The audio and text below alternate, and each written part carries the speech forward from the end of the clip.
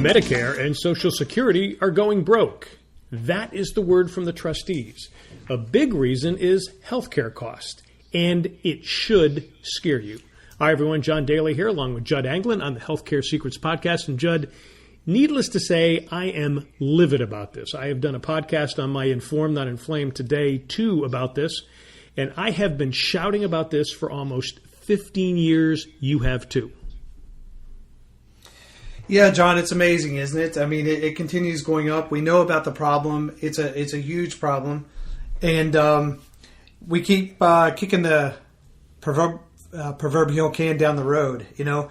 The fact of the matter is these policies, healthcare, or not healthcare, but Medicare and Social Security were created in 1965 under the Johnson administration, and they used the demographics of that time period. You know, the average lifespan was about 68 years old, and you get Medicare and Social Security in your 60s, so they didn't have that long. But the problem arises now when people are living to 80 and 90 years of age, as well as increasing baby boomers.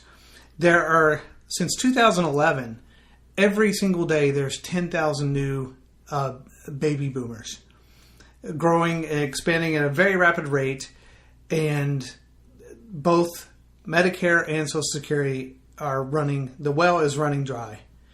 Something has to be done about it. We keep talking about it, but nothing gets done. Well, I've been talking about it since 2003. And if I knew at that time that baby boomers are going to be retiring in big numbers, and yet at the same time, too, we allowed healthcare costs to go out of control, then it's beyond the blame game.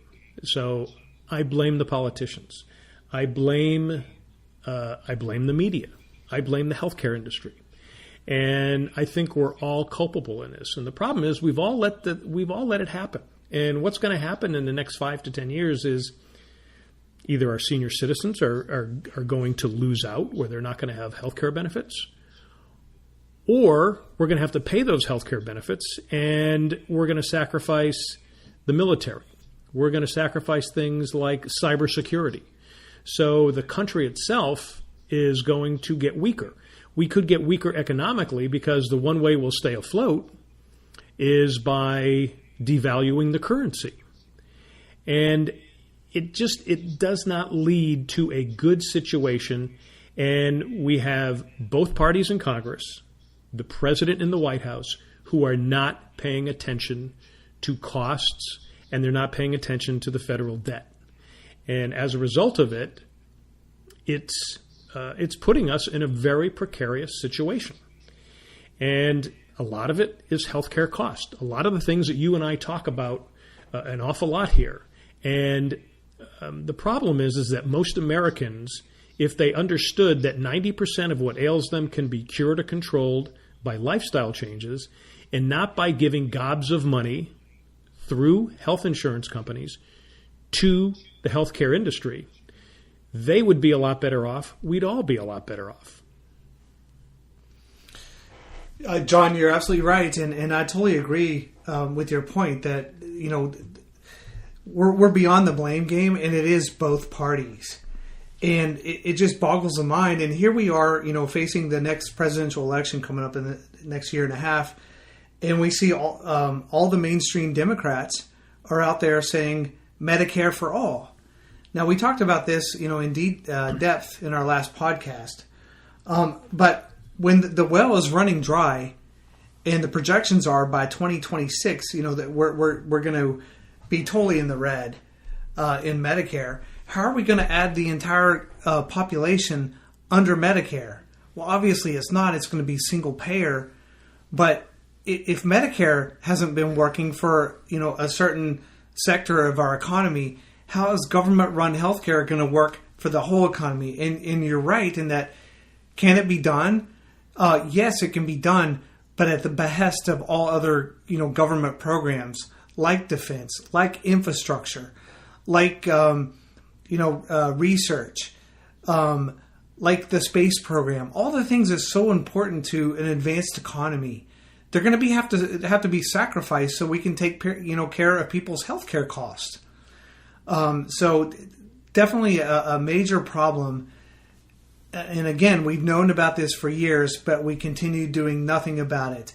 And I know you and we follow these trustee reports that come out every summer, and it's been the same year after year after year. And the scary thing is they project how long that the program will be viable, but every single year their projections, we're wrong. It's actually going to be sooner. It's going to be sooner. It's so. How are they doing these projections? It just it's really frustrating and really scary.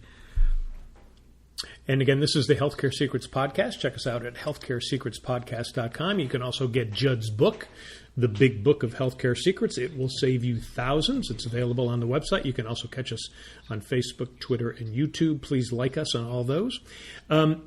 Let's talk about possible solutions. I've said that we had the solution back in 2010. It was the Simpson-Bowles plan. Both President Obama, and both Speaker Boehner shelved it. Certain members of the committee also didn't go through with it, even though it was a plan that both conservatives and liberals devised. It would have created sacrifice among every sector of society. And if we had enacted it back in 2010, we probably wouldn't be going through these problems now. We would have had solutions.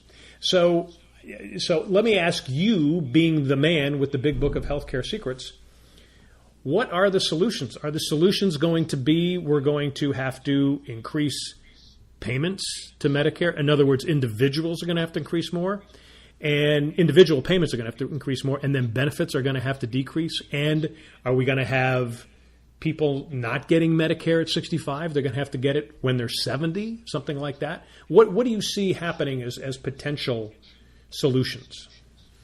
Yeah, John, a big problem, a big obstacle to doing anything is it's become a political weapon.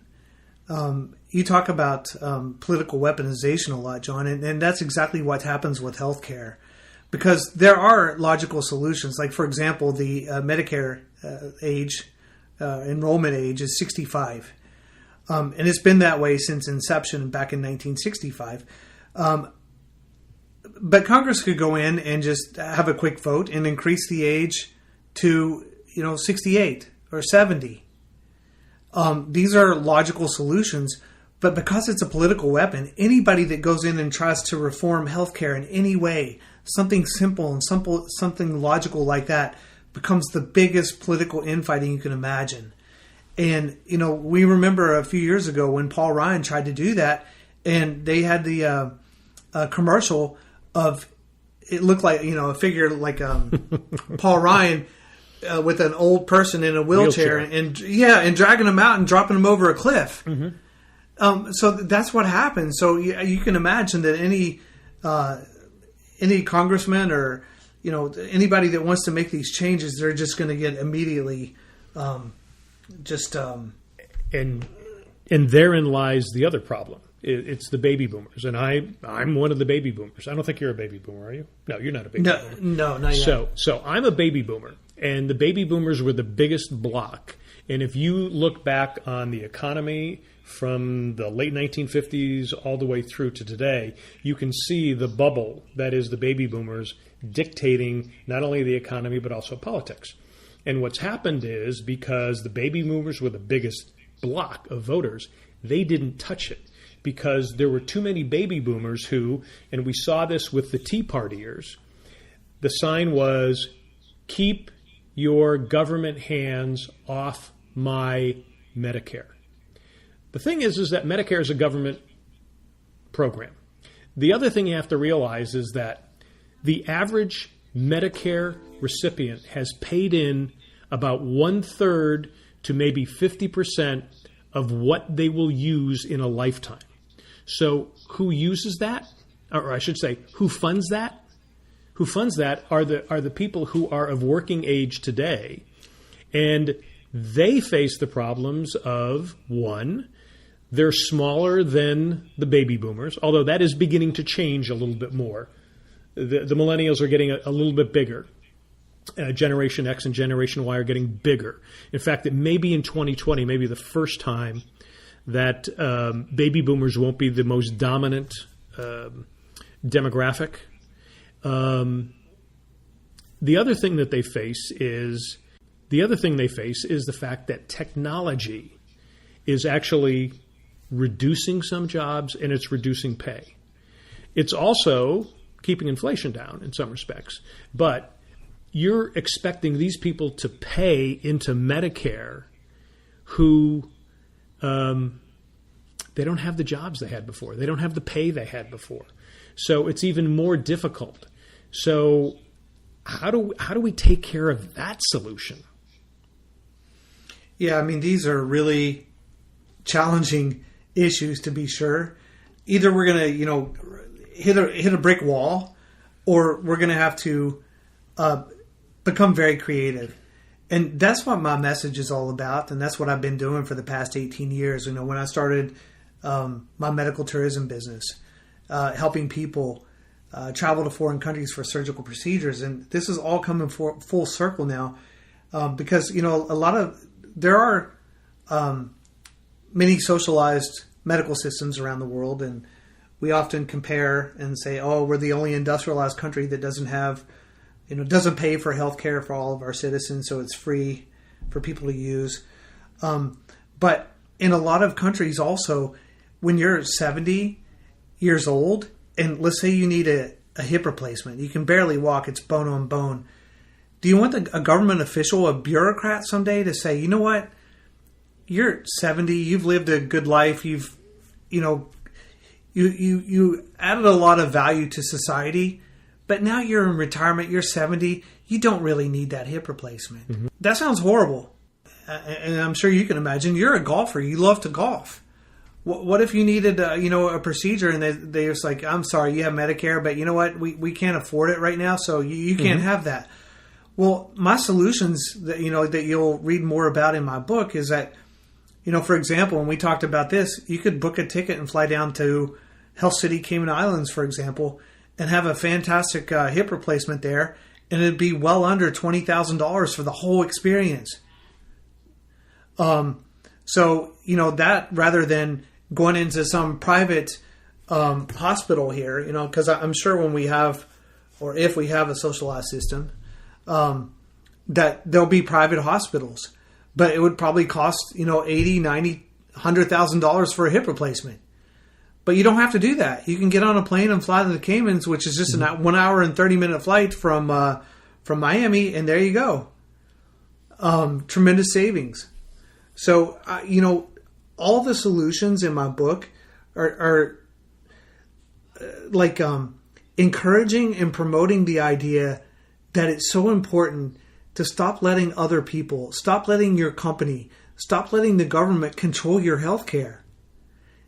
Take it back into your own hands, and what nobody tells you is that actually there's a lot of affordable options out there that nobody tells people about. So that's what I want to continue to promote, and providing helpful information for our listeners.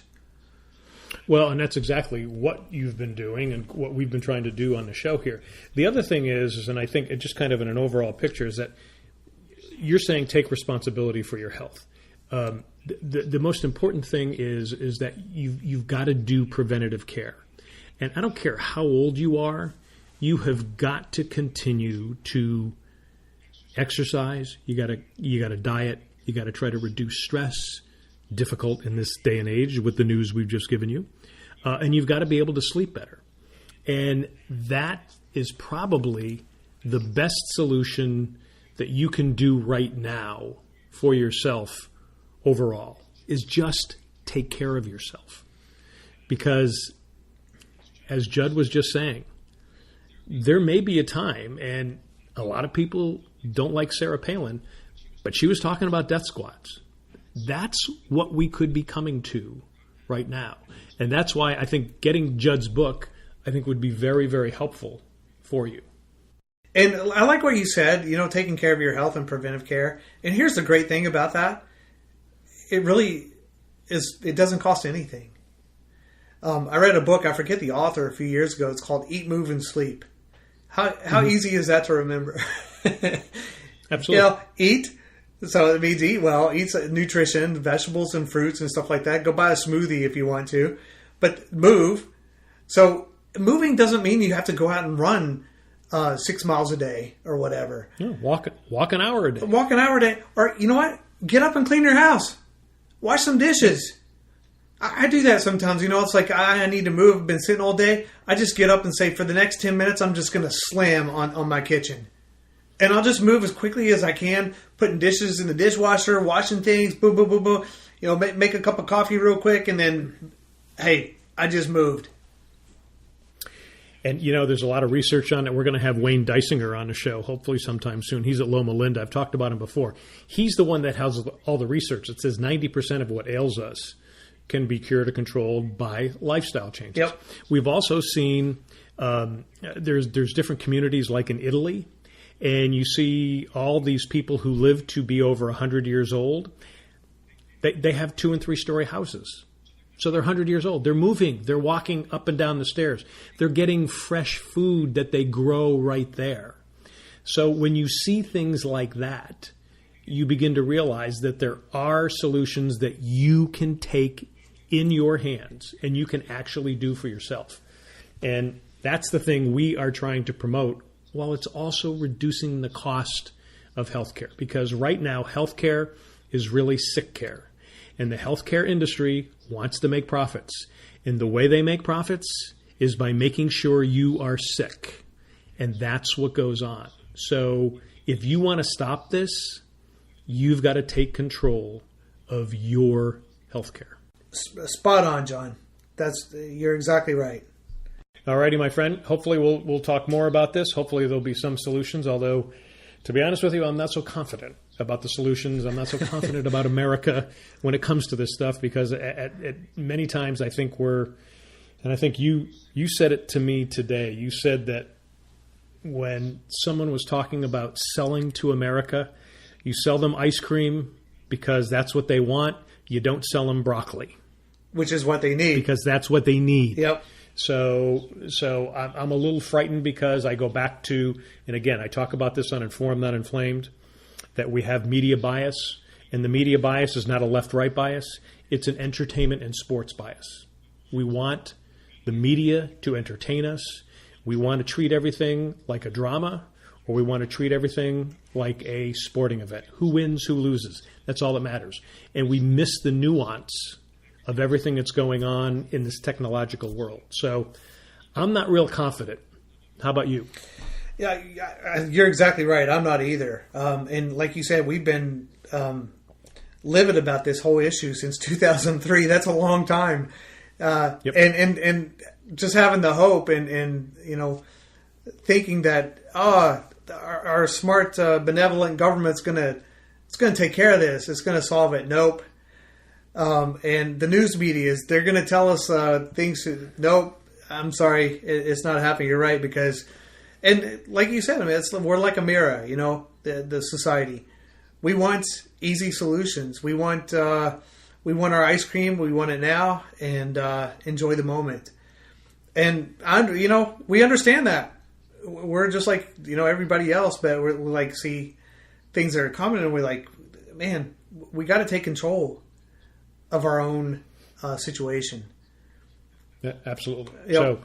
So your final thought is eat broccoli, correct? Try to eat broccoli, man. Hold your nose, nostril, whatever. That's what I did when I was a little kid, and just chew it and swallow it quickly.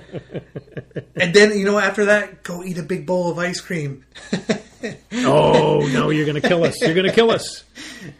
All right, Judd, great stuff here. Again, this is the Healthcare Secrets Podcast. Check us out at healthcaresecretspodcast.com. You can also get Judd's book. Please go get it. It is the big book of healthcare secrets. It will save you thousands of dollars. It's available on the website. You can catch us on Facebook, Twitter, and YouTube. Judd, another great show. Thanks, buddy. Thank you, John. And we will talk to you guys soon.